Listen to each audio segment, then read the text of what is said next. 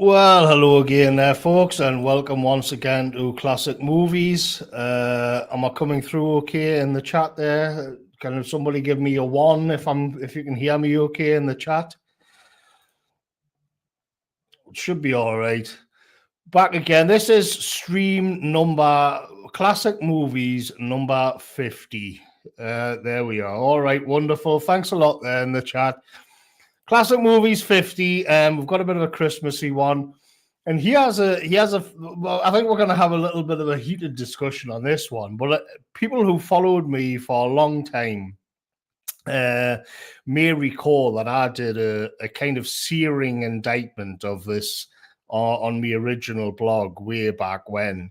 And I've had a bit of a rethink, but Endeavour is going to point out that it's really subversive, I think. But whatever the case, hello Endeavour, how are you doing? Welcome back again. I'm doing great. How are you? I'm fine. I'll tell you what, I'm cold. Like I was doing a bit of gardening earlier. I was doing some work in the garden, and I came in. I think it's about like 2-3 degrees, and I just couldn't get warm. And I really, that's when you know how you know when you're getting old, is that you just can't get warm anymore. The cold. Like the dampness, it's as if even your blood's cold. Everything's cold in your body, and all you want to do is wrap yourself up in a blanket. That's just age creeping up on you. But I've got me fancy woolly cardigan on and everything. So yeah, I'm ready. I'm ready for it. I think this is a cozy movie. I like this movie, but I also understand why opinion on it is divided, and I'm sure we're going to get into all of that. What was your first impressions of Trading Places? Was it the first time you'd seen it? Yeah, actually, it was the first time I had seen the movie. I had read that blog post which you wrote several years ago, but I had never actually seen the movie. So watching it for the stream was the first time I had seen it. But I will say that it was a funny 1980s movie. It was a lot more. It was a lot more fun than anything that's made these days. But I will say that I do think it is one of the most anti-white movies I've ever seen. I mean, at least that I've seen recently, because I mean, many of the themes are extremely subversive, and well, I think we might as well just point it out right away that the director was Jewish, the guys who wrote it were Jewish, the producers were Jewish, which I mean might come as no surprise that it's from Hollywood, but I mean, I saw the themes which you pointed out in the original blog post back in the day. So I mean, that was kind of my interpretation of it. It's definitely a pleasant movie to watch. It was definitely funny, and it was enjoyable. But I mean, you can see those themes laced into the movie, and well, the implication is pretty bad. Yeah, I mean, we will have to tread carefully here because I'm on a watch list, and YouTube have been banning channels again recently. And on top of that, when you kind of poke into some of the issues with this movie, and I mean, there's literally like a hard N word said towards the end. It's a bit of a minefield, so we'll just bear in mind in the chat. We are where we are. I don't have free speech at any rate. So you'll just have to bear with us as we delicately kind of tiptoe across some of the minefields that will come up in this little stream that we're going to do. But I think it's from the kind of I think it's kick-started, or it's kind of at the beginning of what you can think of as like a golden era, especially with the director John Landis. It's something of a golden era of 80s comedies. And this is right in the middle of it all. You can go on later where some of them were a bit more family friendly than what this one is. I mean, it's quite surprising the language that's in it for a comedy, and like the boobs and stuff these days is something that you're surprised to see when you look back at it. But for anybody who doesn't know the gist of it, it's set in Philadelphia. That caught me out as well. I thought I hadn't watched it for years, and I thought it was all in New York, but it's actually in Philadelphia. And it features Louis Winthorpe III, played by Dan Aykroyd, and he is the quintessential WASP, They're in trading and commodities and stock exchanges and all the rest of it. And he's working for these two old rich brothers, the Dukes, Randolph and Mortimer. And they're living the high life. They're high on the hog, and they're part of this kind of East Coast aristocracy almost in America of the white Anglo-Saxon Protestants, and they are what Tom Wolfe calls these masters of the universe in his book Bonfire of the Vanities, I think it is, or Man in Full. But that's kind of like what it is. If you've read like Bonfire of the Vanities, we're kind of in that world that's set in New York. So we're in the high-flying WASP world of blue bloods in America. And they decide to have the two Duke brothers, have a kind of ongoing debate centered basically on the nature versus nurture sort of argument, which, it rages on to this day, especially in America. And you can see by the demographics involved, the kind of where they're kind of nodding towards here. So they destroy Winthorpe's life. They set it up with their sneaky private detective, Clarence Beeks, and they frame him for dealing drugs or stealing marked dollar bills from the club that they're all in.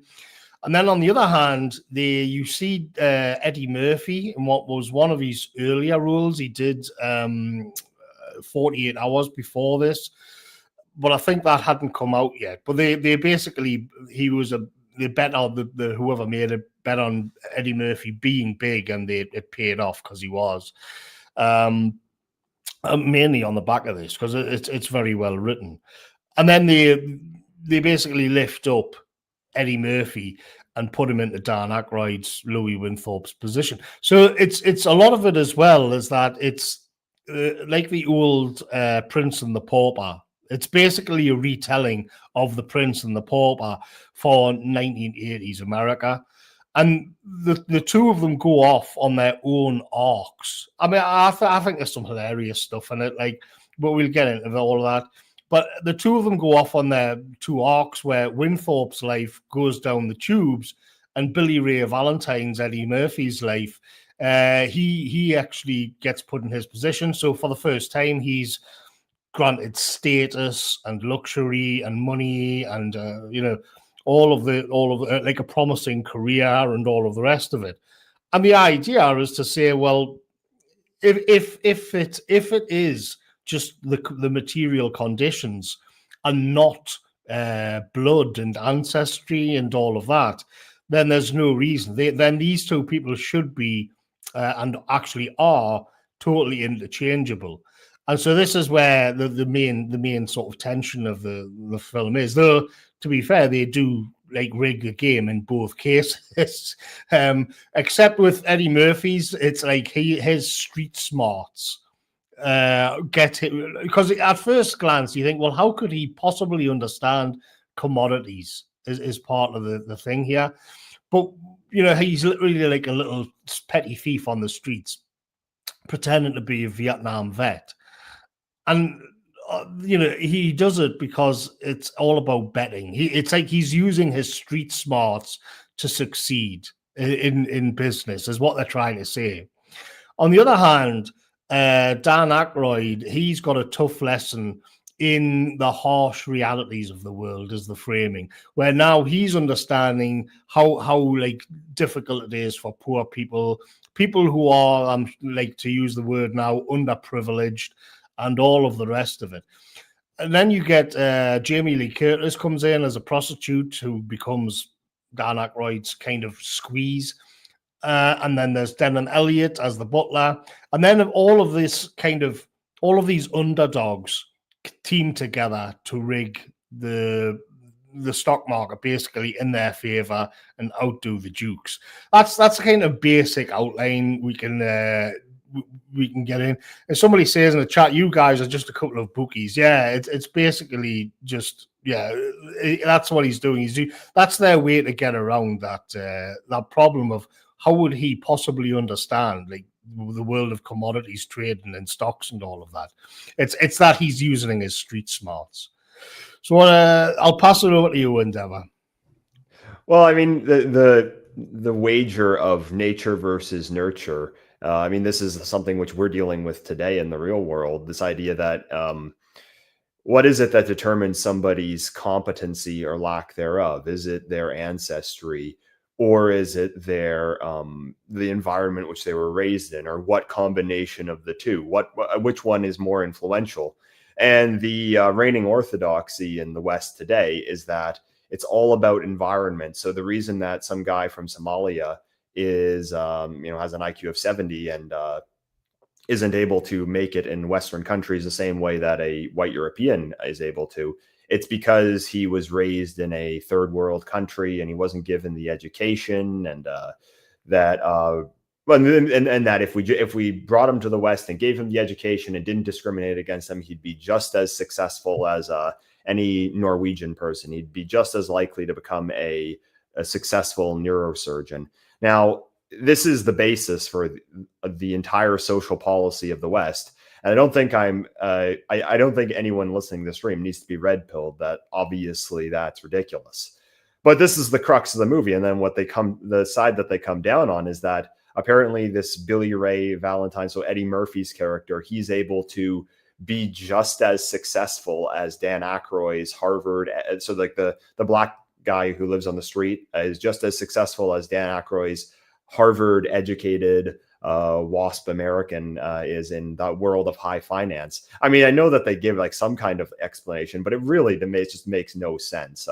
Like the idea that people in commodities trading wouldn't get that people would buy things differently during the holidays. I mean, it's just ridiculous. I mean, I completely missed that part of the movie altogether. It just seemed like he just became a genius the second they put him into this big house. And I mean, this is the idea that's advanced by leftists and by liberals today that, well, if we just gave Africans or whoever it is, other groups, just the same conditions, then they would be just as successful, which is obviously not the case. But I mean, the movie it pushes this narrative quite hard. And then likewise, they say that Dan Aykroyd becomes a criminal would-be killer, but just by taking away his money, which I also think is ridiculous because I mean, I've been poor. I've been tight for cash in my life before, but I've never considered robbing or murdering anybody. But then what you see later in the movie is that when the nurture side wins the debate, even though I think that that is ridiculous, it wouldn't work like that in real life. The Duke brothers then say that they still don't want Eddie Murphy working for them, even though he's making them tons of money. They still don't want him working for them because he's black and for no other reason. And I mean, it's just this kind of character. This is just the caricature that every libtard has in their mind about race in America, but now also in Britain, Canada, the entire Western world, that there is just this vast conspiracy theory that, well, if black people were given just the same opportunity and there were no discrimination and they were given education, they'd be just as successful. But there's this innate conspiracy theory among whites. It's what they call institutional racism, that they just are conspiring to keep them out of success because they're racists and because they like to get off on sadism. So that's pretty much the message that the movie is advancing. Now, the movie does it in a clever way. It's funny, it's entertaining, but let's not forget that this is basically the foundation of the libtard view of the world and the view of issues like race today. And well, you see with stuff like this being produced, then 20, 30 years later, you get, well, not even 20, 30 years later, it was already in the works by then, but you get the Great Awakening, you get white privilege theory, and well, it all comes from somewhere. So if you wanted to have, let's like grab the nettle then. So if you wanted to say this is a absolutely subversive, like, going back on the blog that I did about this years ago, it's like an attack on WASP America and all of the rest of it. Like the point that I made years ago on this was that the story really is the story of the white man, the successful sort of upper class white man atoning for his sort of sins of institutionalized racism or whatever, if you wanted to look at it from a leftist perspective. And so what you find is that over the course, it's a morality tale, but it's one in which he has to learn to give up all of his power, his status, and then he also has to learn that the people below him are actually his allies. And that's exactly how it goes. And if you wanted to flick forward to this part of the film, which I thought was much closer to the end, you see this kind of coalition of, obviously Eddie Murphy, who's black, then you've got the prostitute, and then you've even got this kind of Denham Elliott gets dressed up as like a drunken Irish priest. And so the Wasp is now in amongst this coalition. But really, the reason why I think I'm not too sure, like I get it, and it's there's some good laughs in it, but the real, that meme that where it's got like it looks like Rupert Murdoch, and he's pointing to somebody and he's saying he's trying to steal your cookie, and you've got like a white man and a black man on each side of the table. It's kind of like that, because for most of the film, Eddie Murphy and Dan Aykroyd, they both know that something's weird's going on. As Eddie Murphy says, there's some weird shit going on. They feel like there's something off, and it's because the whole game's been rigged by Duke and Duke. And so there's an element of it where, for most of the movie, they, like the two main protagonists, the two main characters, they don't know that they're being manipulated by the two dukes. And so there's this kind of sort of leftist slant to it where, where here you are like bickering amongst each other. You're bickering because they're racist, or you're bickering because, and all over the while, it's the elites who are benefiting from this. And it's the elites who've got you fighting against each other. And that's kind of an element to it as well. But the main argument, if you want to say the real kind of, it's almost as if it's like that white privilege thing. It's almost as if Dan Aykroyd had to check his privilege in order to be a fully functioning part of society. But I think that's kind of offset by the fact that they're both being manipulated by the elites, I mean, that's from a kind of a different take on it, like from a leftist perspective. But even that one, I would kind of think as subversive, because I think I like when this argument's brought up today. So what libtards often say today is that, well, when you're angry about immigration, well, it's actually the elites that are causing your problems, and it's because you can't afford rent or something like that. But of course, they'll never accept the fact that immigration is why people can't afford rent. It's the primary reason. I mean, it's still kind of a subversive, message, because the implication is that even if even if we don't look at the ethnic component, which I want to get into later, because I think that's absolutely there, but if we just don't look at it as at the ethnic component, so we can ignore them as being WASP. Let's just say they're the rich.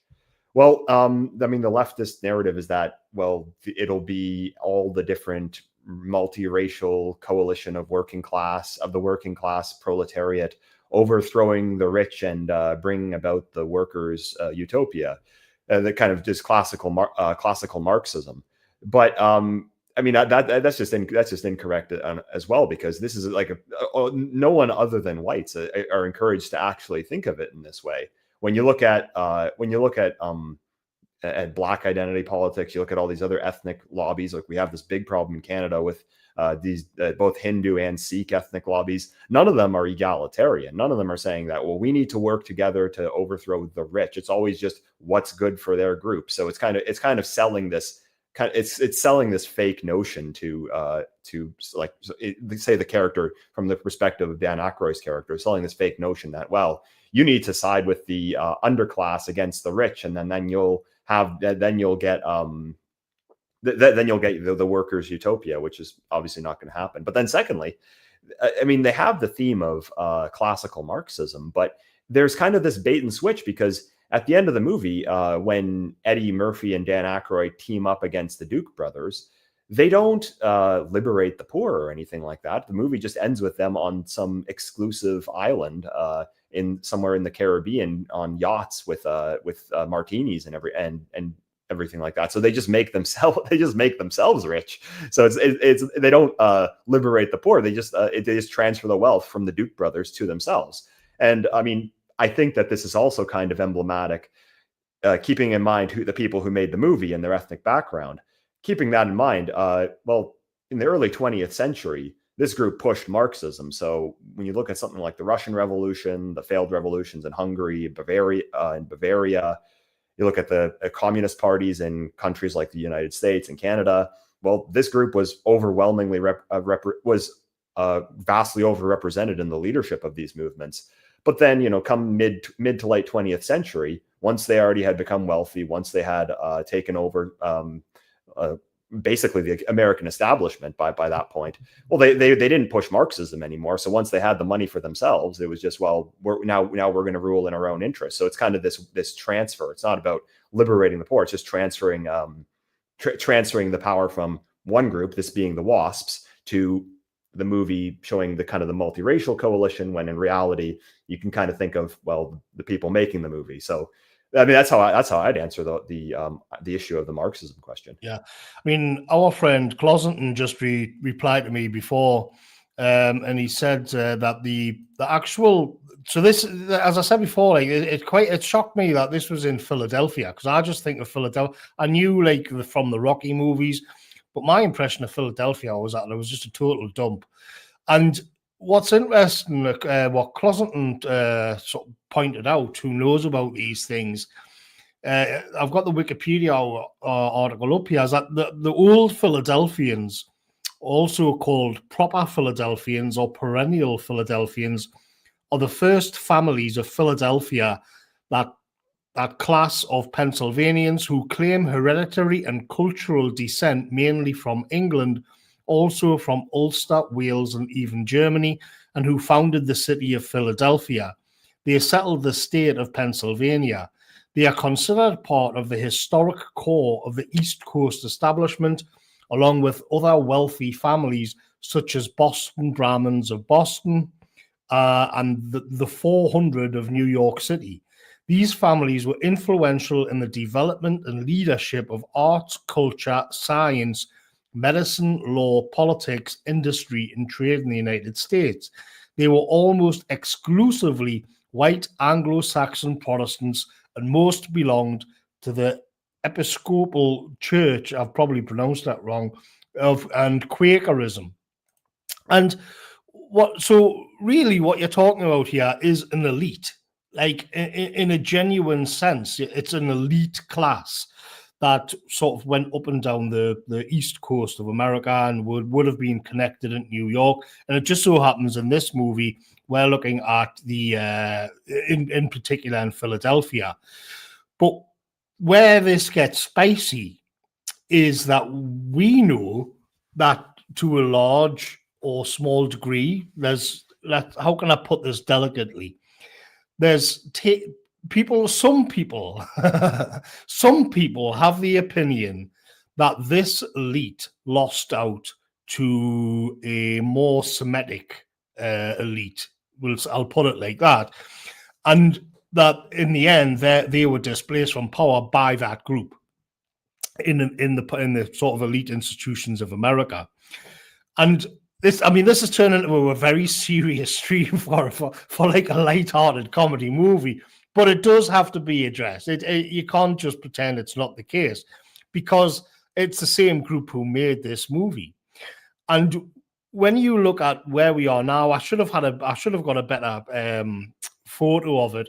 But where the Dukes are standing now is in, what would you call it, like a grand hall or something, where they all meet, like a kind of lodge or something.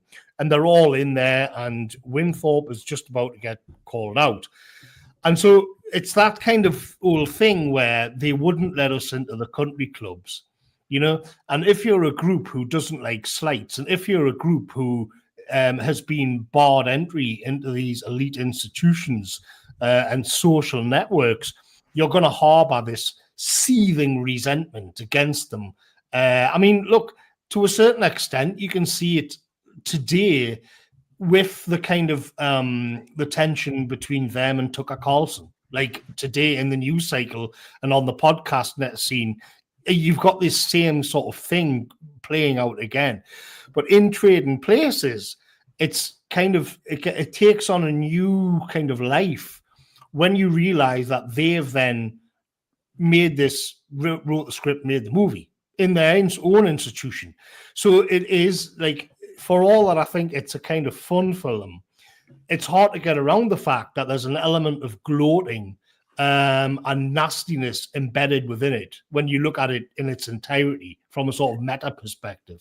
Because like one thing that I notice is it's not even just the issue that they're white. It's also that it just seems like the creators of the movie, and we've already mentioned who they are, it just seems like they have this burning hatred for WASP America. Because I don't know if you caught this during the movie, but Philadelphia, for example, is an extremely important city historically in the United States. I believe the Continental Congress was there originally, and that's where the Liberty Bell is. It's known as the city of the Liberty Bell and everything like that. So it's a historically important city in the United States, and they put all of these kind of WASP American cultural markers. So you can see in this picture on the screen, there's just like a ridiculous amount of portraits on the wall of white men from the 19th and 18th centuries. All of the WASP elites, they all live in these classical architecture houses. All their houses are covered with wood paneling. And what this kind of does, at least the impression of that I got from the movie, or like, for example, it was called the Heritage Club. The club that they were part of was called the Heritage Club. It said it was founded in 1776. And they just really drive it home. The impression that I got is that you're supposed to associate everything, not only just white people in general, but WASP America, its history, its aesthetics, its culture, all that is supposed to be kind of associated with this, with snobbishness, cruelty. It's supposed to be shallow, stupid, and, well, cartoonishly racist. Like, for example, you'll even see that there are scenes where they have that big meeting with the ridiculous amount of paintings on the wall. All the servants there are black, and they're all like dusting. They're all like dusting the perfect like oak chairs and things like that. I mean, it's really kind of over the top. So they really drive that. They take kind of the WASP aesthetic, but then like they take it to like an absolutely ridiculous degree. It's exaggerated extremely to an extreme degree. And I think like the implication I got out of it is that basically that entire version of America is just illegitimate, and that it's associated with elitism and oppression and racism. So I got the impression that, you mentioned the whole country club issue, that it's kind of like them being gloating over the fact that the change had taken place, because this other group had rose to power in the 1960s. By the 1980s, they were already the most powerful group in the United States, and their power was just taking off at that point. But they're a group that's extremely vengeful and vindictive. And, I think that you get, at least the director of the movie, that I get the impression that they're still angry about not being allowed in the country club back in 1925 or something like that. I mean, just to sort of draw this out a little bit. I mean, Closeton's in the chat, and he's saying, well, they're intermarried, and a lot of these institutions are still there. I'm sure the institutions are like there, but they're probably like these conservative sort of Zio shill things, which the online right and Tucker Carlson and Fuentes is currently going hammer and tongs at. But just to move on from that for a second and look at this, which is on a similar theme, it's hard to miss that of the three here, leaving aside the sort of the African thing, which would, by the way, would be regarded as racist today. You've also got the kind of blonde, Aryan, Scandinavian sort of trope. But remember that's like a kind of cheap prostitute. And then you've also got the trope of so that there's another kind of target, is the kind of Germanic blonde. But then you've also got the Irish Catholic priest. It's kind of like a list. There's a certain There's a certain element to it there that I cannot like not see. But there's another one as well, and it's this. So just to get back to the movie for a second, what happens is Winthorpe, his life goes to hell. He's taken to the drink. He's just like this sort of disheveled, stinking, trampy beast of a thing.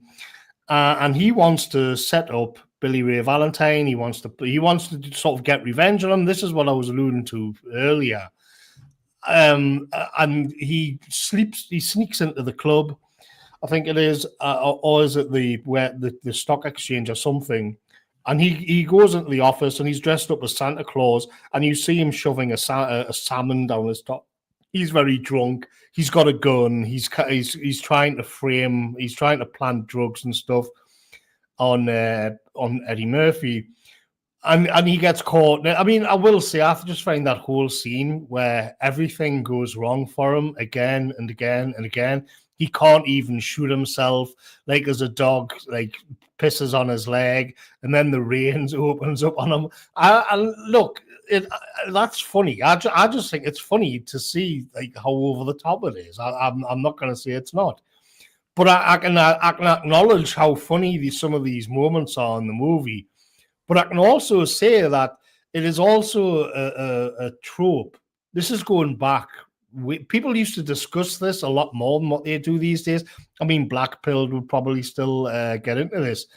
But if you look at a lot of the movies in Hollywood, especially in the 1980s, during this time, this era, you'll notice that the Santa Claus would appear in movies, or somebody dressed as Santa Claus, but it would be like utterly defiled. It would be utterly kind of besmirched.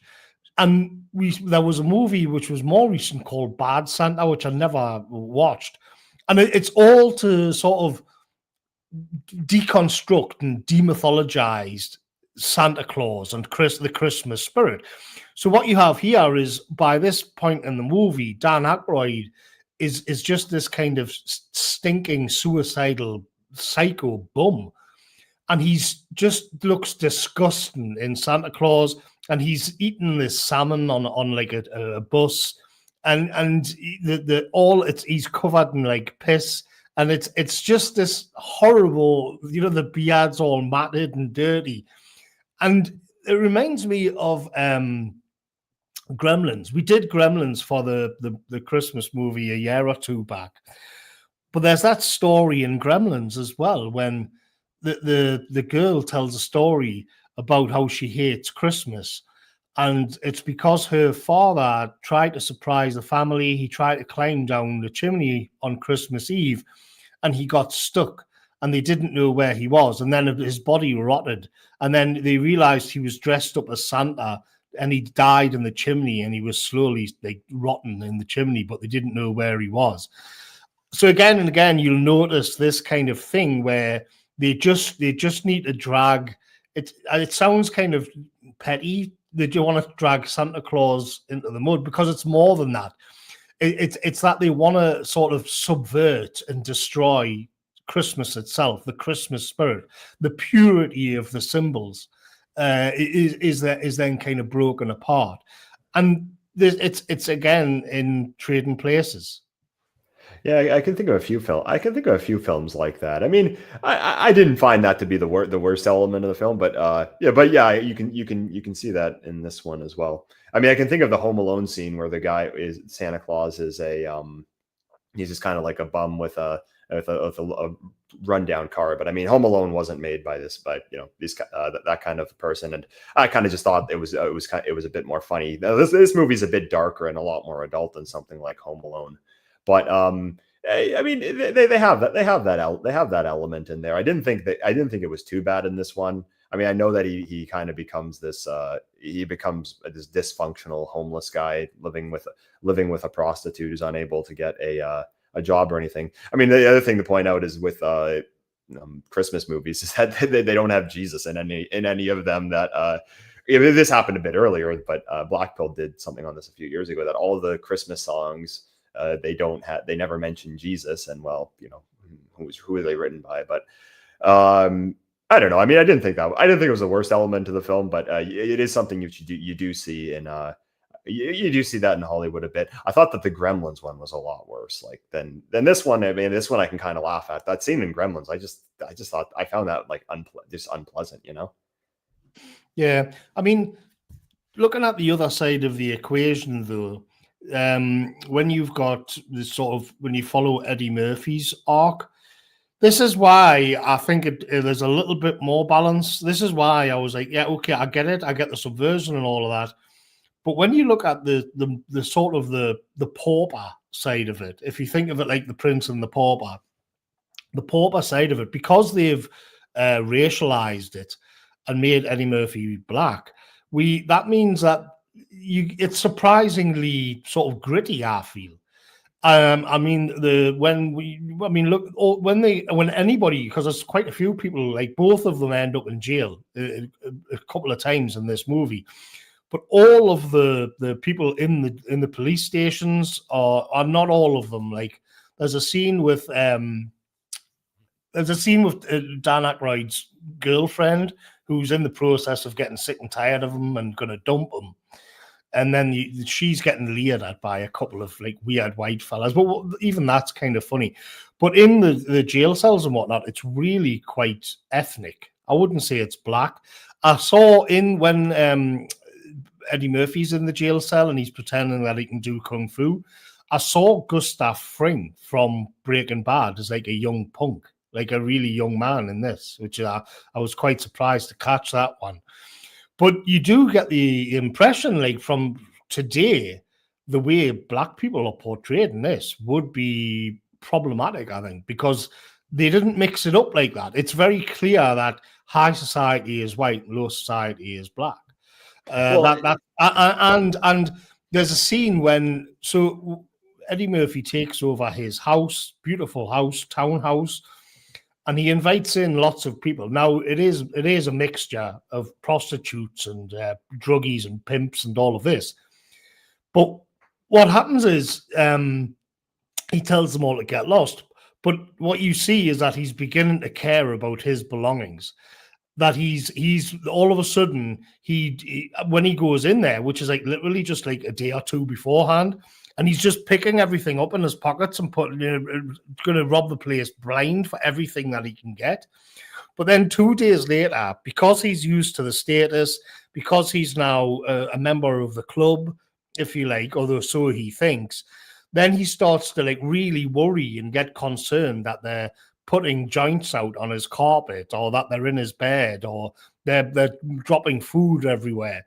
And it's as if that now the point that the writers are making there is that now that he's got status, he's part of the club, then he too will be a bit of a snob, and he'll turn on the people of his own environment. In the same way that when Dan Aykroyd goes into the sports club and he sees all of his friends, his WASP kind of peers, they just want nothing to do with him. They just turn their backs and cast him out straight away. Which, in reality, like let's just take both of those situations, because I do think it's interesting. If you were to apply that in real world, do you think that Eddie Murphy would change his ways within 2 days?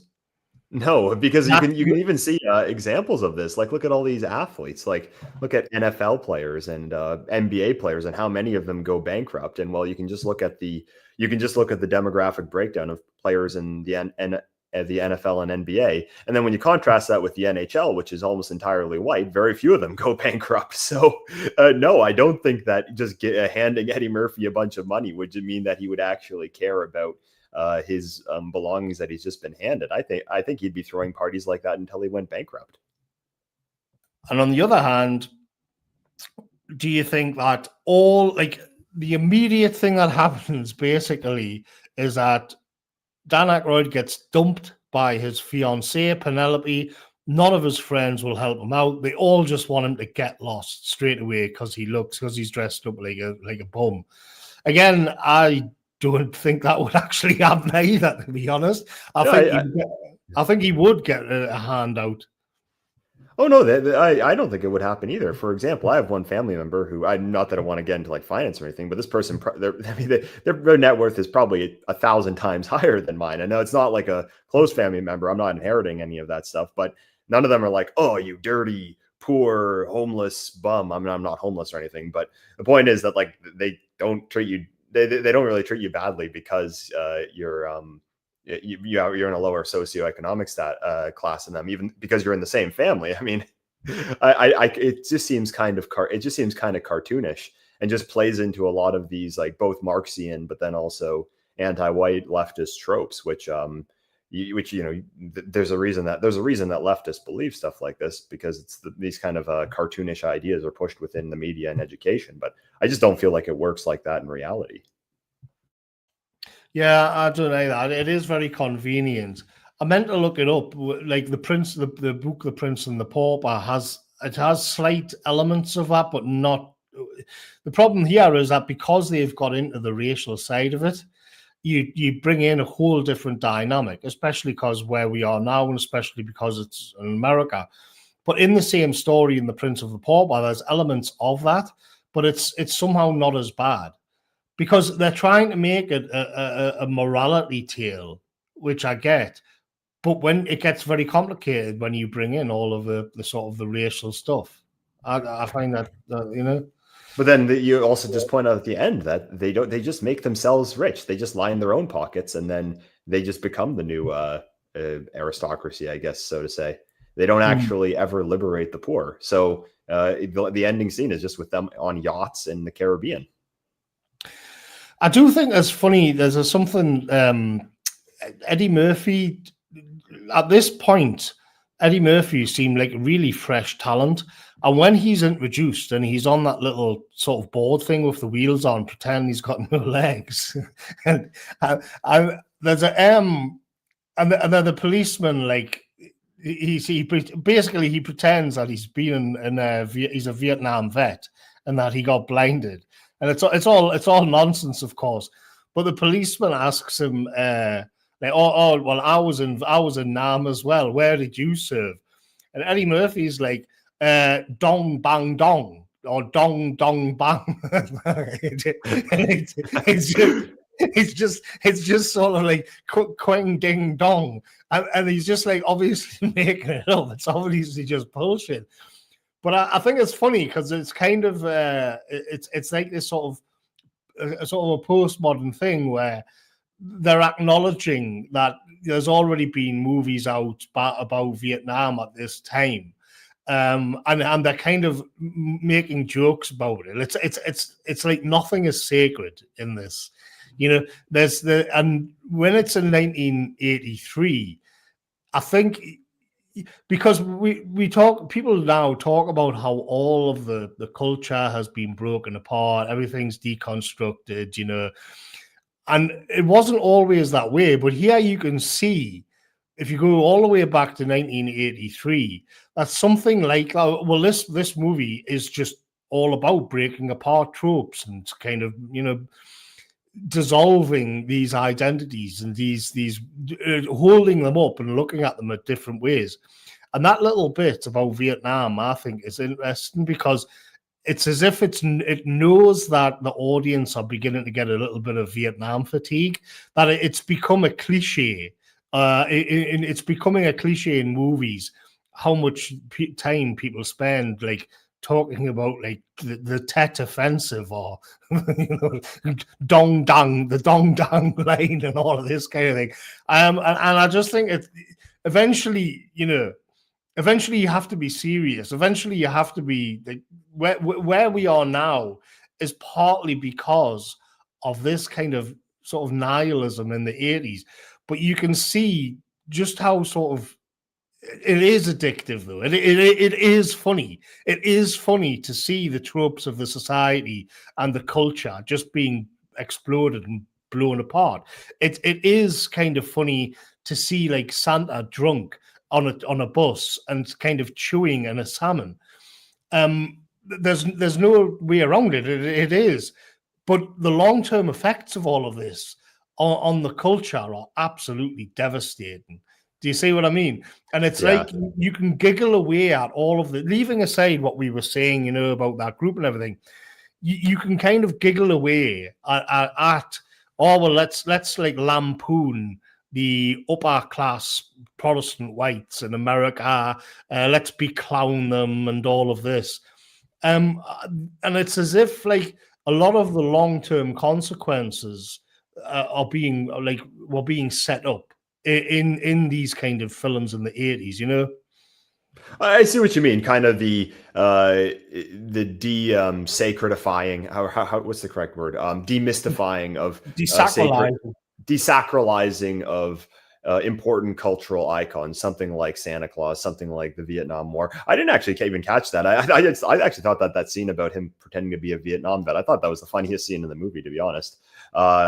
But I see what you mean. And you can see that with other. You can even see that with what I pointed out earlier with the aesthetics of traditional America. The fact that it was called the Heritage Club, it was founded in 1776. They had all these portraits of these men from the 19th and 18th centuries on the wall. You can see that there's this kind of ridicule being put towards the founding of America, towards the country's heritage. And of course, this is an American movie, but of course, this has been done across the Western world. But then one thing to also point out, and I know that I'm not saying anything people haven't heard before, but something like Schindler's List came out 10 years later, and that was absolutely not supposed to be comedic. It was supposed to be taken dead seriously, and that what you see is like the icons which they want you to see as sacred. Those ones they will protect. So with libtards, they understand that, and then the other group as well, but they understand how important certain cultural icons were. So like when people were mocking the idea of George Floyd being this deity back in 2020, many times they were getting fired from their jobs because based on the narrative they were trying to push, that was supposed to be something which you were supposed to see as sacred. No, I mean it was ridiculous and moronic, and it's died off because it's stupid and over the top and preachy. But you can see how important cultural icons really are, and you can. And then I think that maybe it is kind of this double-edged knife because a lot of this does make for good comedy. So something like Life of Brian. Now Life of Brian was British. It wasn't made by the tribe or anything. But some people have pointed out that, and Life of Brian is a really funny movie. I enjoy the movie, but I'm not really Christian. But you can kind of see that it kind of ridicules the idea of seeing Jesus Christ as a sacred figure, and that it's hard to take the Bible seriously after having laughed at Life of Brian. I mean, I'm not someone who's religious. I mean, I went to church for a few years. I decided, what wasn't resonating with me, but I mean, I have respect for Christianity, but you can kind of see how just this kind of ridicule that it was constantly heaped onto things like Christmas, things like Jesus Christ, and then in this case maybe the Vietnam War. But I mean, that one might be a bit more minor, but you can see how that kind of diminished people's appreciation for these things. Then years later, when they're trying to eliminate all of that, well, then your defenses have kind of been have been brought down to that kind of cultural attack. When you look on the opposite side, they are absolutely adamant about defending let's say events that supposedly happened during World War II.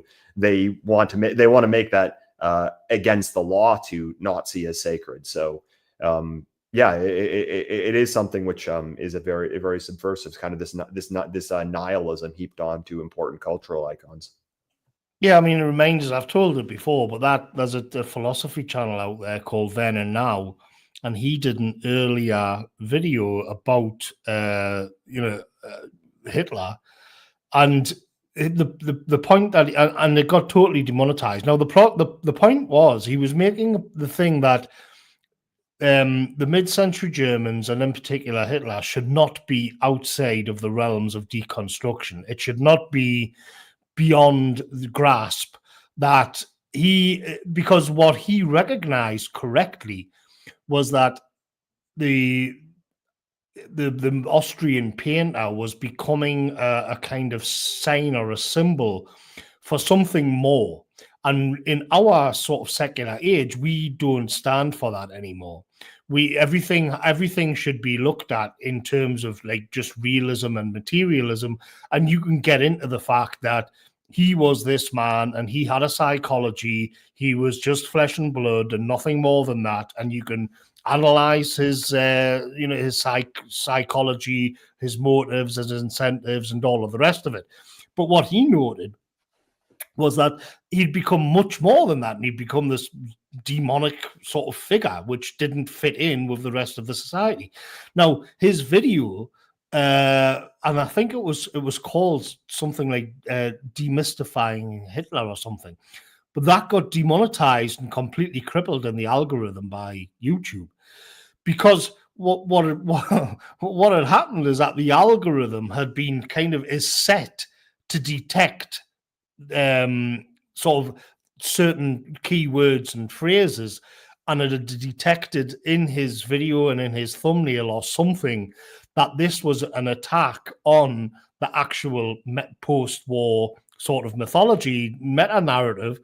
And so his this is what I thought was crazy, because his video asking innocently, he didn't know, he's like a liberal, he genuinely didn't know, he kind of stumbled accidentally into terrain which he didn't really understand, and yet I knew it. And he's like this big brain philosopher, and I'm not.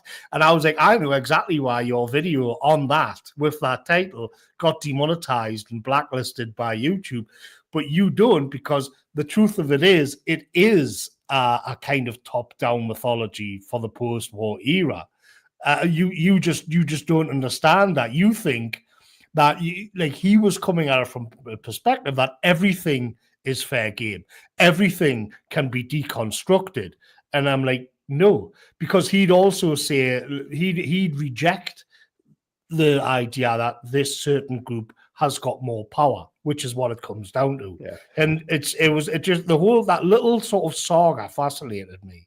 Yeah, I mean, I think I saw that video. I think that you mentioned it. I eventually saw it. I think that the point that he made was that a lot of academics today and stuff were trying to explain how the awards that Hitler won during World War I were illegitimate or something like that. They're trying to like say that, well, he was a bad soldier or something like that. But then he pointed out, like, is it possible that he actually fought bravely in the First World War? He was awarded the Iron Cross. He was a quite decorated soldier, and he just asked the question: is it possible that he actually did, like, at least in the context of World War I and from the Germans, is it possible that he was actually just a good soldier?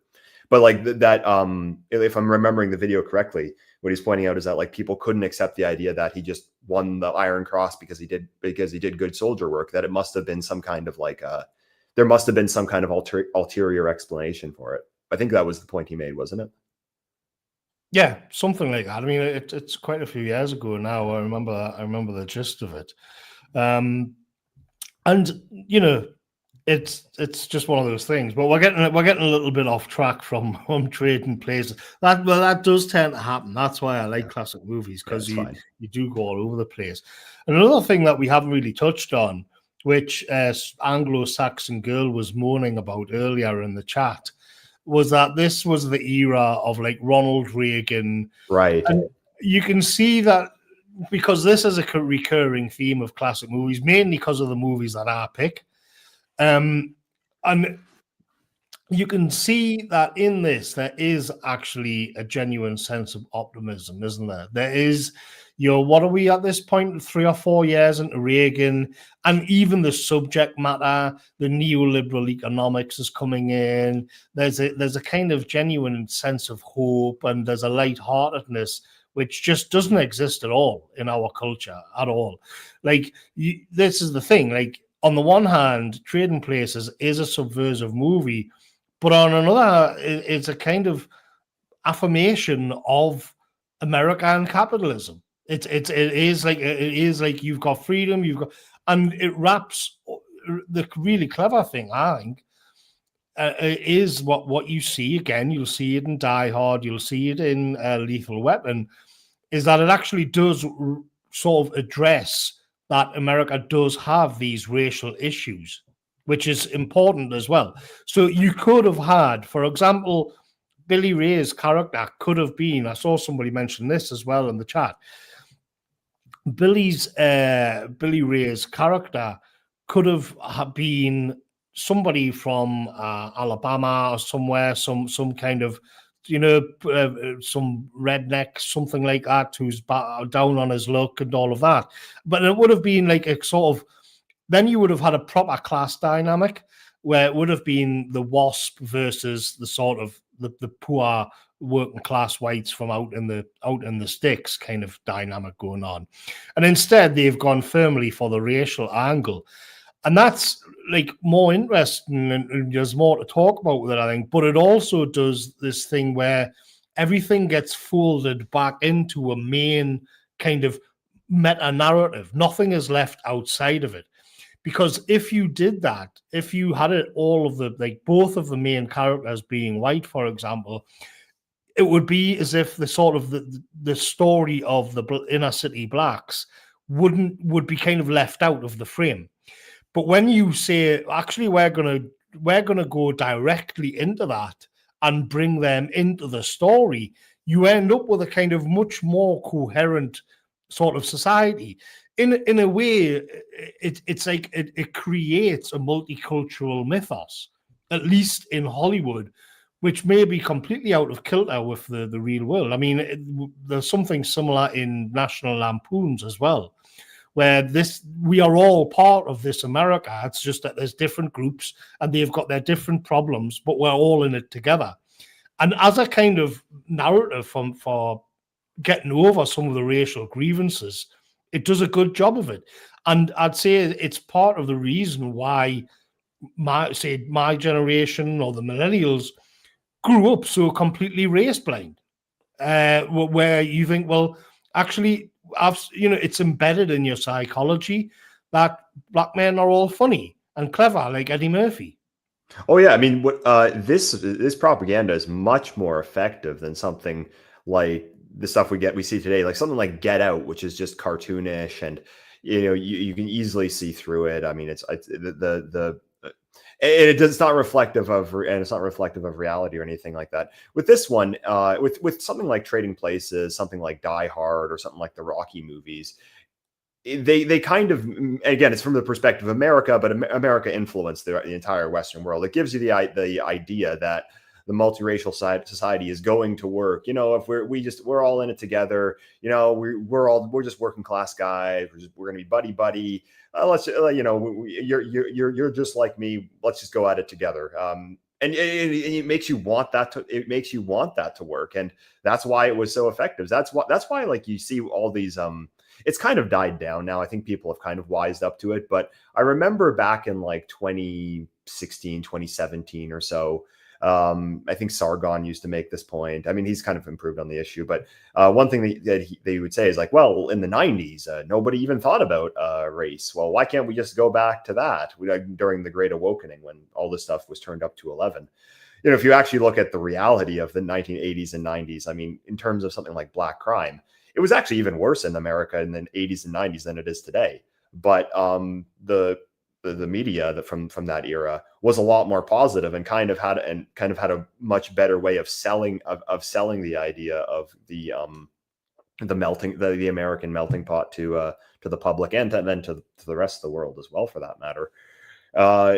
And then that's why movies like this are actually kind of effective, because none of the stuff that's made today, I mean, I know it's kind of died down in the last year or two, but none of the stuff that was made in the 2010s or early 2020s, none of that makes me want multiculturalism. None of that makes me want it to work. It just makes me despise it even more. This stuff, it actually makes you think, oh, it could work, but then you look at the reality and it's not going to. But that's kind of why I think that movies like Trading Places were actually a lot more effective than the later stuff. Yeah, especially because it doesn't even shy away altogether from the reality. Like that pub where Eddie Murphy walks in when he's newly rich, and he's got the butler outside, and he's got his suit on, Like, it looks like such a sleazy dive. Like, it looks like you'll just get stabbed in the toilets. He's portrayed for the first sort of 20 minutes of the movie as just being this petty thief, lying little scumbag. You know, the kind of, and it's precisely because they've leaned into that the whole thing seems more realistic. It's as if they've kind of taken the poison out of it. They're not shying away from it. I mean, on the other hand, I was on Frodi's. I did a podcast with Frody yesterday, which was recorded about Star Trek First Contact. And in that, they have like this that was in 1996, and they have like this magical black woman in there who popped up on all these different things in the 1990s, and I don't know her name, and she's just there to be a black woman. Like, there's no other reason for it. Whereas here, they've at least kind of, well, explicitly in a hard way when you get towards the two dukes in the toilet scene at the end, which I think is interesting to get into a little bit more as well. That they've it's all acknowledged. They're not hiding away from this. Everything gets folded back into a formula. So that's where the potency of the subversion really lies. That they're actually honest about, you know, the street black, the guy who's the petty thief, that being Eddie Murphy's character. But then the kicker is that they're saying, and he's only like that because he's being discriminated against. So he's like, okay, we're acknowledging that he's like that, but then it's because of white racism. So that's kind of where the subversion really comes in. Because I mean, the scene is funny. Like, it's a funny scene, but just how cartoonish it really is. That the idea is that there are these two guys who just absolutely love making money hand over fist, and they just live for money. But they got this guy who's going to make them a ton of money, but they don't want him just because he's black. Which is, I mean, it's a funny scene, but obviously it's ridiculous. But the thing is, though, this is the trope, which is, this is what liberals actually believe today. They actually believe that there's this grand conspiracy out there of white people to discriminate against black people just on a subconscious level. That this is what when they say institutional racism or white privilege or whatever. This is what they're talking about. It's supposed to be like this like conspiracy theory that white people are just subconsciously conspiring against blacks to keep them down. It's ridiculous, but unfortunately, I mean, it's funny when it's presented in the movie like this, but this is like an idea which has caused enormous damage in the West today. The bit after the Santa Claus scene, again, it's hilarious because of how sort of politically incorrect it is from today's perspective. Winthorpe is back in his townhouse, and he thinks it's all been a bad dream. He thinks everything's he's been through for the last like few weeks or whatever is just been this horrible nightmare that he's had.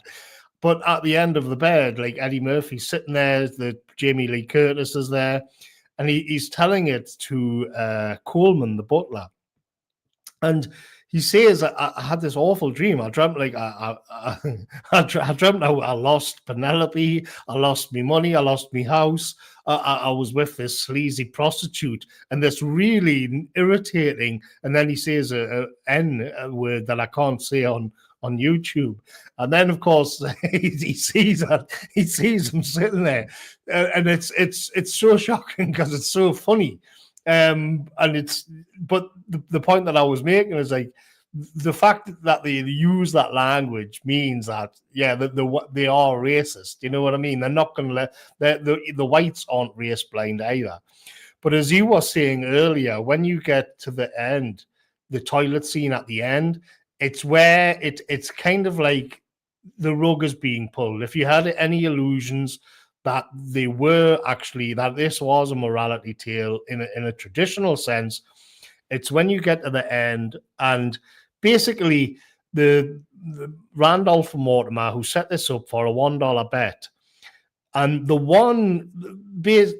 they've kind of switched their positions on it, where the one who said that Eddie Murphy would succeed turns on him, and the other one doesn't want Winthorpe back because he sees him as being a loser now. So they've completely changed, and it's suggested that they bring in Eddie Murphy, Billy Ray, because he's been earning them a lot of money. And you would think, like, from the purely meritocratic capitalist sort of viewpoint, it wouldn't matter to them. But it turns out that it does. And that's when he calls them the hard N word. We can't have one of those at Duke and Duke. So it's like, yeah, in the end, it is like that. It is about white supremacy. It is about maintaining these racist institutions and structures and all the rest of it. That's hinted at as well earlier in another like funny line when Eddie Murphy's in the bath and he's singing, and Randolph says they're very musical people, aren't they? and they're when they first meet Eddie Murphy as well, they're talking to him like he's a 4-year-old child, and they're like waving whiskey and money in his face and asking him to get into the car. I mean, yeah, it's crazy because it's not politically correct at all. This film, especially from today's standards, yet it serves even more subversive sort of. It's more subversive for not being politically correct in this kind of weird way. Yeah, because it's more effective for that reason. I mean, one thing I wanted to say about the time when this movie was made, so the 1980s, the Reagan era. I mean, one thing that stood out to me is that during this time period, the right was ostensibly all powerful in the United States. So Ronald Reagan nearly swept the Electoral College in 1980, then again in 1984. And then you look at a country like Britain. This was when Margaret Thatcher was the Prime Minister of Britain, and what we now call, like, I guess you'd call it the Boomer right, or the neoliberal right, the one that was in its heyday in the 1980s. While the right was so focused on winning these elections, what was the left doing? The left was churning out movies like this in Hollywood. They were in the universities, educating the younger generations. And when all was said and done, those huge electoral victories in 1980 and 1984 were much less effective than what the left was doing at the time, that being making Hollywood propaganda and brainwashing people in the universities, because eventually they changed the psychology of the population. I mean, this has already been underway by this point, but they eventually just changed the psychology of the population that then later on, even people who were ostensibly on the right had adopted their ideas. And even someone like Ronald Reagan was an example of that. So by our standards today of what you might call the dissident right, the nationalist right, whatever you want to call it, the new right, Ronald Reagan was kind of a pushover. He was kind of what we'd call a cuck today. Like, he amnestied a huge amount of illegal immigrants in the US, which ensured states like California would be blue forever. He made MLK Day a national holiday in the United States. He wasn't quite as hardcore of a Zionist as the GOP became in the 2020s, but I mean, he was friendly towards that group. And he was really just right wing in the sense of economics, or at least that's the only real lasting impact he had. It was just kind of in the economic game. Whereas in the terms of things like demographics and culture and things like that, well, the left's so-called long march to the institution, that was just going full steam ahead throughout this decade. And I think what it drives home, like something like Trading Places, because you can see when something like this was made, in the 2010s, when the people that saw this kind of movie when they were young were the politicians. Well, they believe in all these tropes, like this ridiculous trope that there's just this great grand conspiracy of white privilege to just discriminate against Black people or something like that. That was a much more effective strategy, that metapolitical strategy, than just being so focused on the election cycle. And I think that the right is finally starting to learn that in the past decade or so. And I don't know. I like to think that we're part of that, but this movie really drove that home for me, because you can see, well, who, even though at the time the right was winning elections in landslides, well, who actually won in the long run? It was the people who played the long-term metapolitical game. Yeah, this is like coming out at the peak of like Ronald Reagan and Margaret Thatcher, and all eyes on economics, meritocracy, So it did lean into that as well, but you know, and then especially the Cold War was still raging on, and all the while you had this kind of wriggling its way like an earworm into people's minds, precisely because it's so well done. Um, it's so funny. This is the problem. It's like you have to see it is subversive, but it is also like a really fun film. There's no doubt about it. I mean, Kay Buckley just mentioned in the chat there the little scene where one of the dukes tries to catch Eddie Murphy out, and he deliberately leaves like a roll of notes, his money on the floor, his money clip, thinking that Eddie Murphy will steal it, and of course he doesn't, because he's been in like the club for one day, and he's already decided, like, totally changed his ways. All of the It's ridiculous when you think about it. Like, after one day, he's decided that he's not going to steal. He's going to be an honest broker, and all of the rest of it. So, yeah. I mean, another thing to point out is that this is a movie about finance and investment. Isn't there a group that's missing that is not portrayed? Because I mean, they go really hard on the WASP aesthetic with the Duke and Duke brothers, with their Heritage Club and their 1776 founded. Isn't there a group missing, like, who you'd expect to be in finance, like when they go to the New York Stock Exchange? Nowhere in the movie, but you know, they're behind the camera though.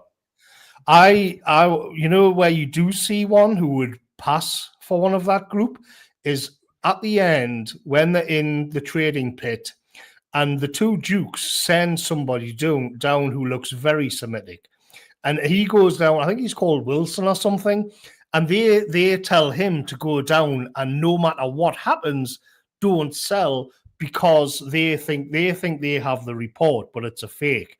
So they bet everything they've got on the orange juice harvest being damaged by bad weather. So they're going to kind of rig it like that. And he's the most of that group in the movie. It's amazing. Like, their absence here is absolutely amazing when you think of it. And the one who is like a minion of the Dukes that we didn't see until that point. I mean, another minion that we got was Clarence Beeks as well, who I just think, just to sort of say that he's an amazing character, just this pure bastard of a man. And I remember when I was a kid and I would watch this, and I always loved the scene where he gets onto the telephone and there's like a woman standing waiting for him, and he's trying to have a conversation about what's happening with the orange reports or whatever it is. And there's this just this normal pretty woman standing behind him, and he just puts the phone like to one side, turns around, and just like, fuck off. And then she just you see him walking along the platform at the train station, and he's just barging through people and throwing them out of the way. It's I just every time he came on, I thought it was hilarious. I mean, I thought the gorilla bit at the end that they played, I could see that joke coming a mile away. But yeah, so many great characters. The other character in it was Denham Elliott, which we haven't mentioned much. And this was another thing in the 1980s that they did quite a lot, where it was a sign of like extreme high status to have an English butler. You know, people will probably recognize Denham Elliott from Indiana Jones, and he's in that as well. And his role in the scheme is kind of strange, because it's so cold-hearted when everything turns to shit for Winthorpe. He goes along with it, like happily goes along with it at the behest of the two dukes.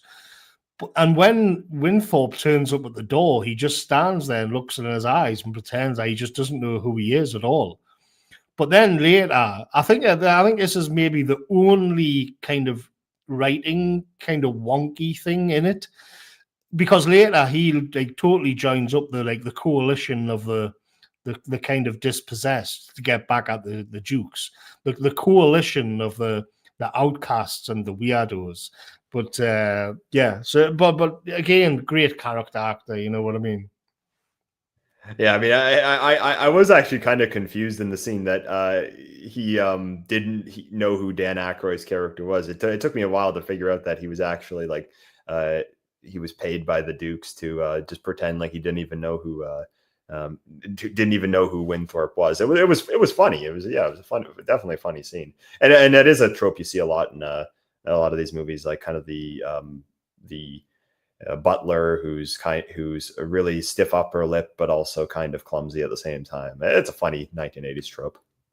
And the one where the Dukes have got their own servant, but he's black, and he says, "What is it?" He gives them like $10? Or he gives them $5, and he says, "This is your Christmas bonus for this year." And he gives them $5, and he thinks, "Oh, thanks. I think I'll go to the cinema alone." But then the other brother, so you've got like the joke there, but then they double it up because the other brother says, "Well, half of it's from me." And it's just such good writing, because you get like the setup, then you get the payoff, and then you kind of get an extra payoff on top of that you didn't see coming. Class writing. So yeah, like, it's Trading Places. Is it subversive? Yes. Is it funny? Yes. It's unfortunately this is, I think, along with this and so a lot of the other 80s comedies, they were really at the top of their game, like really at the top of their game. And yeah, I think it began to go all to hell in the 90s, and now everybody just hates movies now. Oh, I think that the 80s had the best comedies, especially the American ones. Like, this one's really good. I think some of my favorite comedies would probably be Planes, Trains, and Automobiles, Weekend at Bernie's, Ferris Bueller's Day Off. Just fantastic comedy, and they still hold up today. One thing I like is that they don't require all these like pop cultural references and meta jokes and things like that. I like that it's just kind of funny and timeless in its own right. So yeah, definitely great writing back then. It was I mean, at least in my opinion, the best comedies were from this time period. Yeah, I mean, there's no references to pop culture. I mean, I mentioned the Vietnam one earlier, but that's not really related to other movies. You've got when Eddie Murphy did like he did like a sort of Bruce Lee impression when he was in the jail, but again, like, you know, that still works though. Yeah, it still works. That it's not that it's in world, so you get immersed in the world. It's not this like endless pastiche of these other films and all of that. So, you know, you're all right though. I mean, at the end of it all, you know, they just head off to a tropical island to live the high life. I'm surprised they never made a sequel, to be honest. Somebody in the chat says in a few years later, Eddie Murphy made another comedy where he was an African and he was coming to America, called Coming to America, and somebody said that the two Dukes have a cameo in that, and they're on the street as these like sort of bums, these washed up bums on the street, which is a nice little nod and a wink. But yeah, Trading Places, it's good crack. Like there's a lot to get into with some of these films. Yeah, it's definitely a funny movie. I know we got into the heavy political stuff, but I mean, as long as you know that that's there, there's nothing wrong with enjoying the movie. So I don't mean to tell people that, like, you know, you should don't mean to tell people that there's this great comedy movie and you're bad if you enjoy it. But I mean, it's there, but it is what it is. I mean, you know, we've talked a lot about that outside influence and WASP America and everything, but it still comes across as less blatantly anti-white than I thought when I put it into the full. I can see that there's a few excuses for it. I think all in all, you've got the main villains are the WASPs though. I don't think there's any getting around with it, but it does sort of play into the racial stuff as well in the prisons and that. I think his fiancée Penelope and their little gang at the squash club or whatever it was, like, they just come out of this looking like absolute scumbags. They really do. They look. You just don't want to be around them. They're so pretentious and. Yeah, you can tell like the squash club looks like it's from The Great Gatsby, and it says like or that Wenthorpe says that he has a tie from Harvard, and I mean they really go hard on a lot of that stuff. And I mean it does it's effective at making them look snobbish and everything, which I guess that's the idea. I mean, I was thinking because I was reading up a little bit of The Prince and the Pauper, and I was thinking of there was another Mark Twain book. This would be like the kind of classic movies that you do, but I'm going to do it for my turn on which will be like January or February.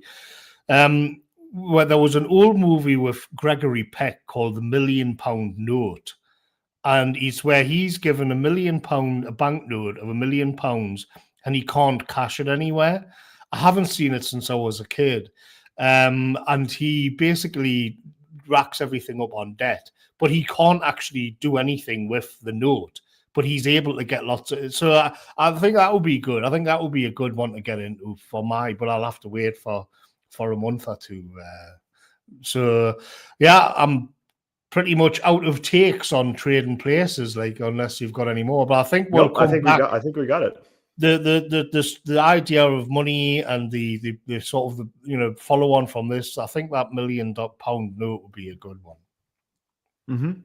Okay, I've never seen that one, so I'll have to watch it. I've got a Everlost sunglasses.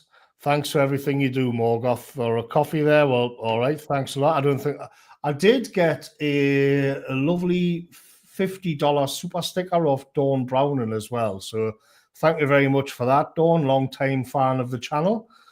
And I think that's about it.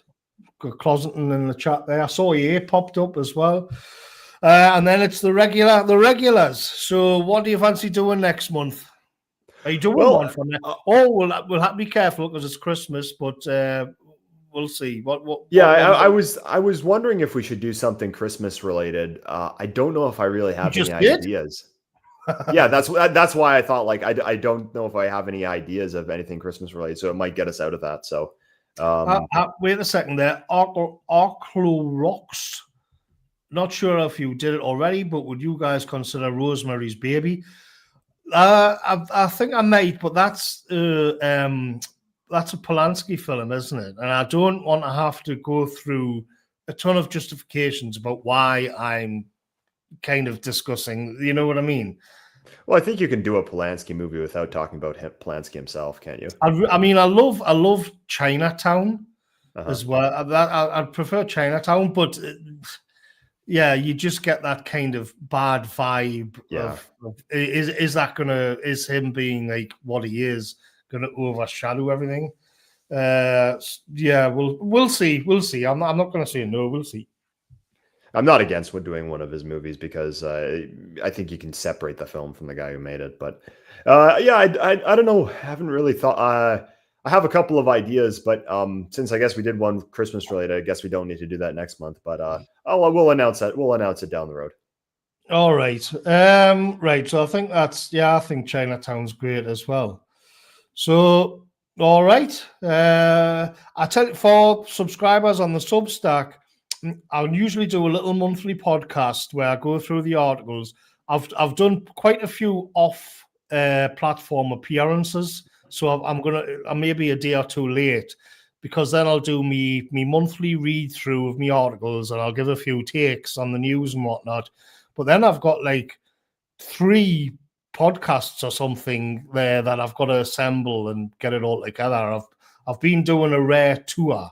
I've been e-celebbing a little bit again after I've just blog for months, and then. It's always around this time of year. I seem to do loads of podcasts and streams and whatnot. So I'm going to cobble all of that together and try and get it up the next day or two.